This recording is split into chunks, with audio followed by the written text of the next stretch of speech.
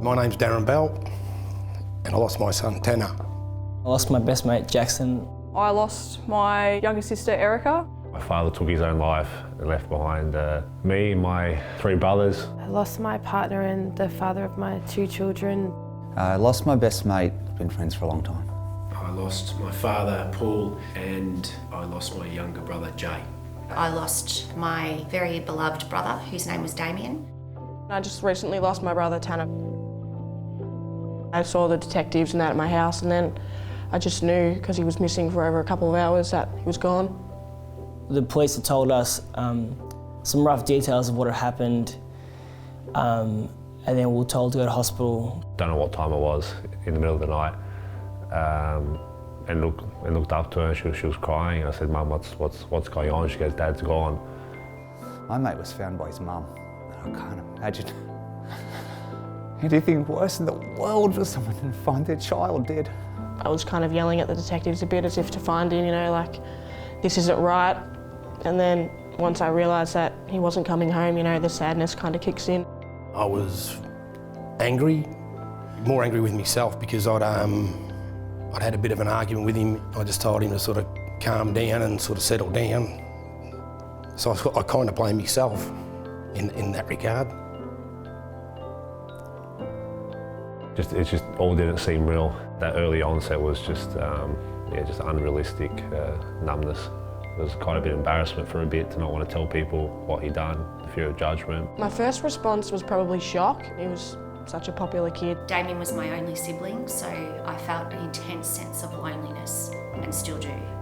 It just feels like a bad dream every day. I didn't really allow myself to grieve until about 6 months later when I collapsed in a heap, and I said, I now have to take 4 weeks off because I can't cope. The advice I'd give is nothing's that bad. Nothing's that bad that's the only measure you have to take, or the definitive measure that is your last resort. The only advice I'd give them was talk about it. You know, tell your family, let a family member know that you're not feeling like yourself, you know, you're not feeling up to it. Just stay strong, get help that you need. Just to be open with how you're feeling completely with the people you love, and don't try to judge yourself. What I would want them to think about is the people that were left behind. At Dan's funeral, I've never seen so many grown men cry, you know. There was 40 or 50 blokes who loved him. It's okay to be open and vulnerable, and most importantly to seek help.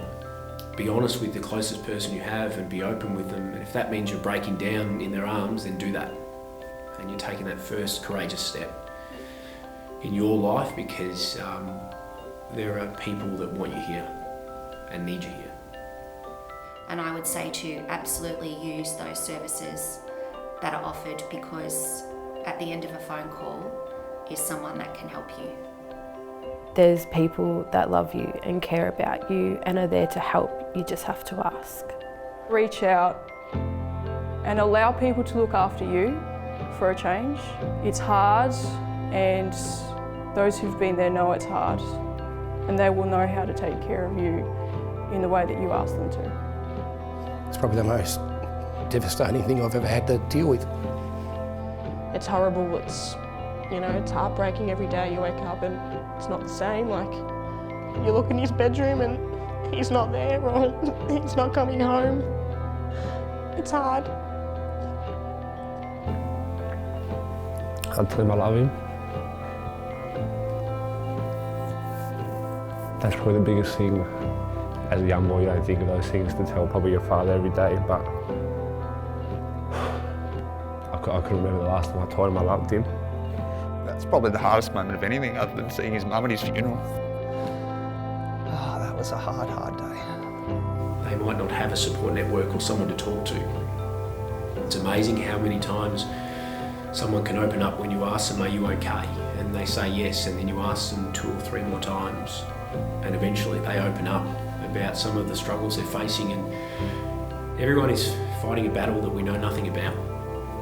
But it's important to be there and be supportive, and that's what I look to do.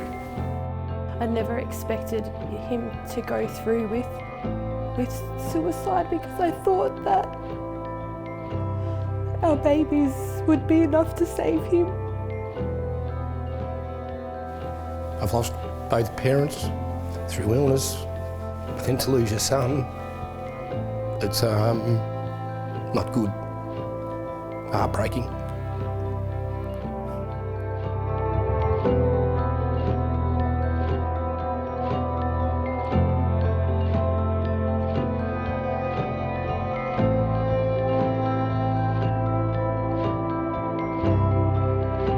That little hole never leaves your heart or your head. It doesn't ever go away, it just sits with you.